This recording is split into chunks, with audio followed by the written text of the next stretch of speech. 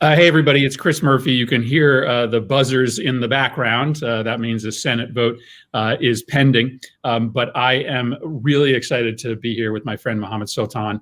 Mohamed, thank you very much for being with me today.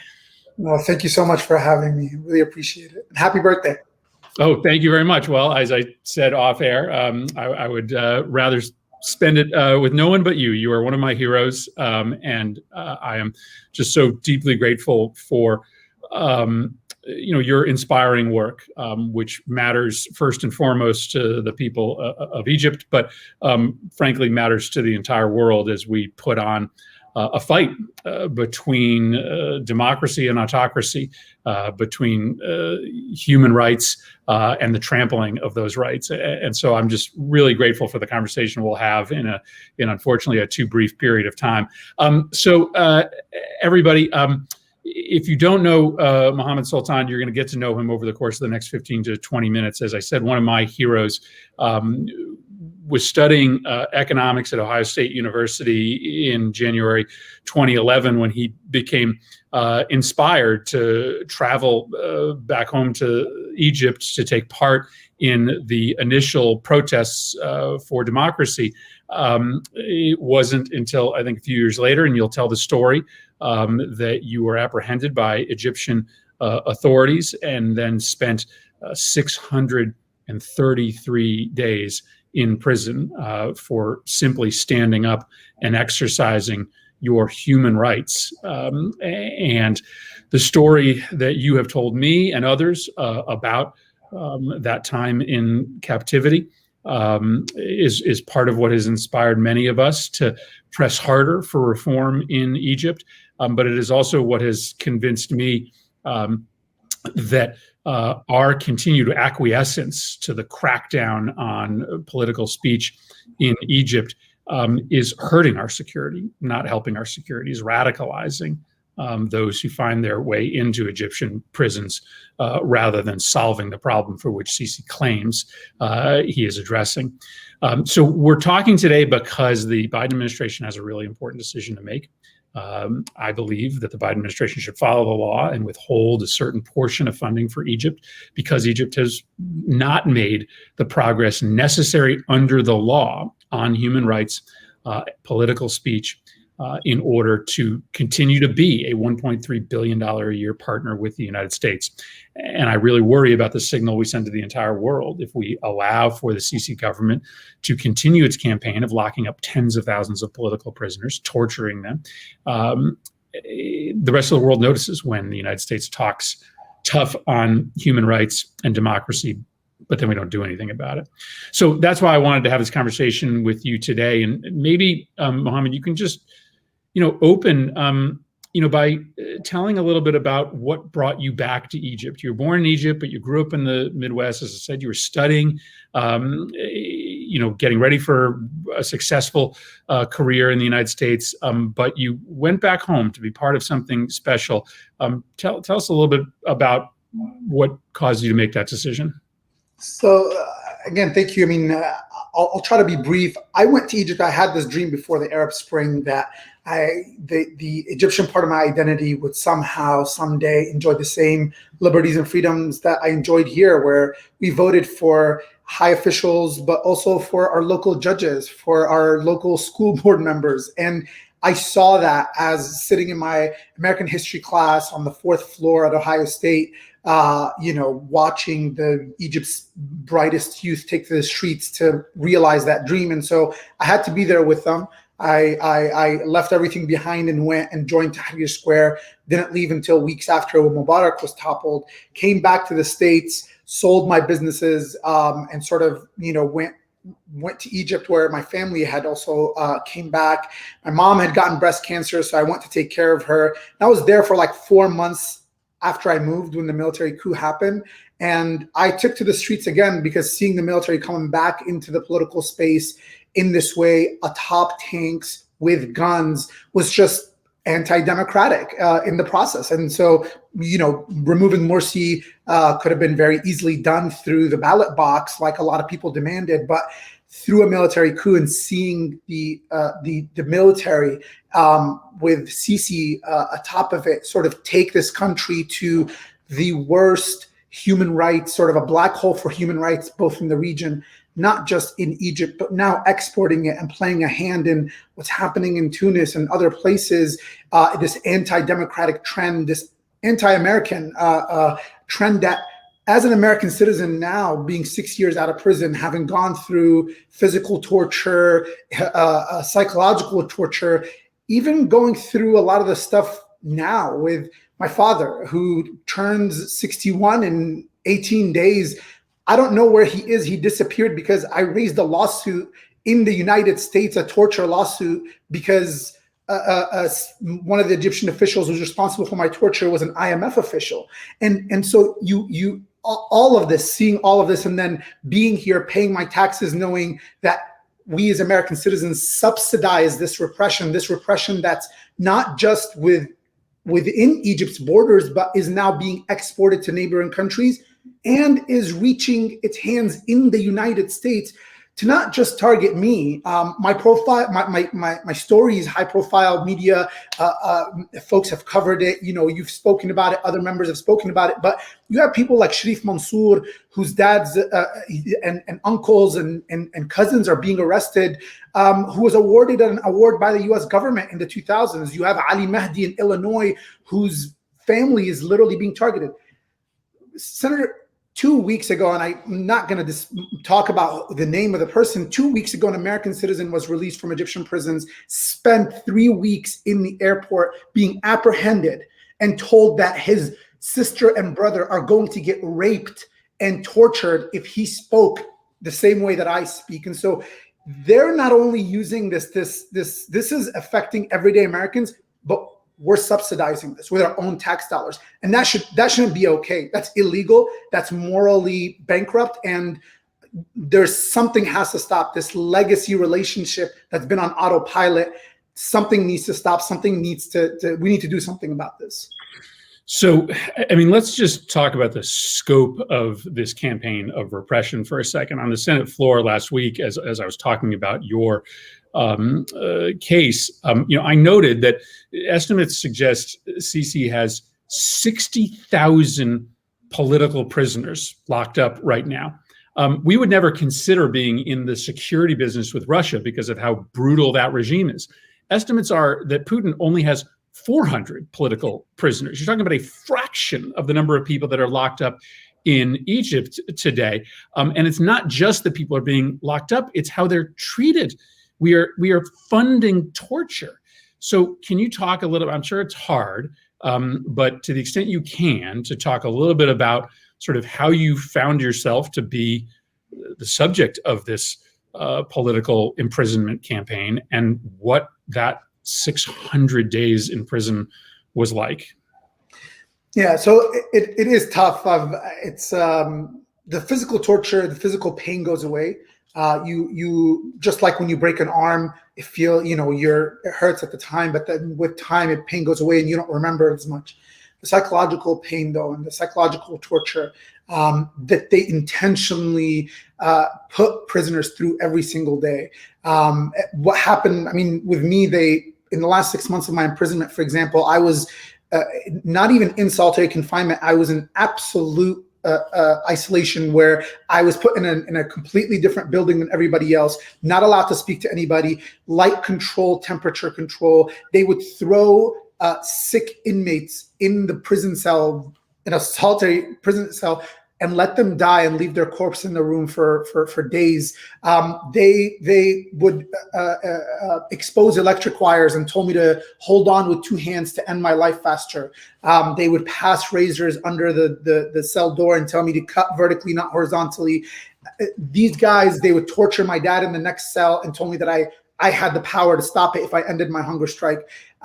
Those things, the banging on the door, the flashing lights, the even shaking keys when the guards come, 6 years out, and I still am triggered by those things. That psychological torture stays with you. The fact that every move, every tweet, while I'm in the United States, even after my imprisonment, every tweet I make, every hint I make, every appearance like this that I make has a price. My cousins pay a price. My apolitical cousins who have never been touched, as soon as I raised this lawsuit last year, they were imprisoned. They were imprisoned again after Biden was sworn in. And because President Biden tweeted about my case when my family was harassed last month, the Egyptian government is literally sending messages, policy messages, to the Biden administration on my back and on the back of my family. And what's the response of the U.S. of the administration? And I'm a huge fan. I was part of, volunteered on the campaign, on the policy side, on the campaigning side. I did a lot. But for these messages to be sent to the Biden administration and for the Biden administration to weekly respond. I mean, the biggest protection I got after this latest thing with the general intelligence chief coming to the United States and asking the US government to do its repression. He came to the United States with 4 national security issues. One of them is my imprisonment. He handed the US officials a piece of paper asking them to do the imprisonment for them. That's how emboldened this regime feels. And the US admin, the Biden administration, who had,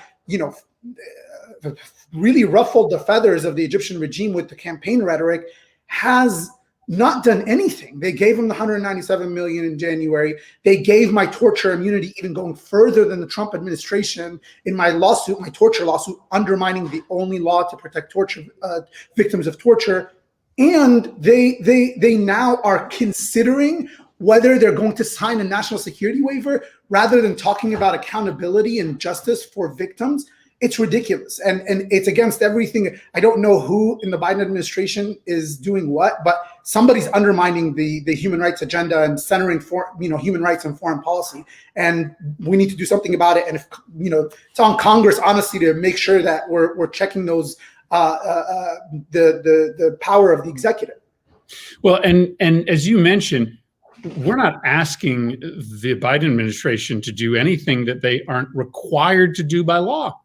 The law says you cannot give the full $1.3 billion a year to the Egyptians if they have not made progress on political reform and on repression. And as you mentioned, in February of this year, just a month after this administration was sworn in, after having talked very tough about Egypt during the campaign, they doubled down on their persecution of your family members. Went after your cousins a month after the inauguration, making it clear that nothing was going to change unless our policy changes.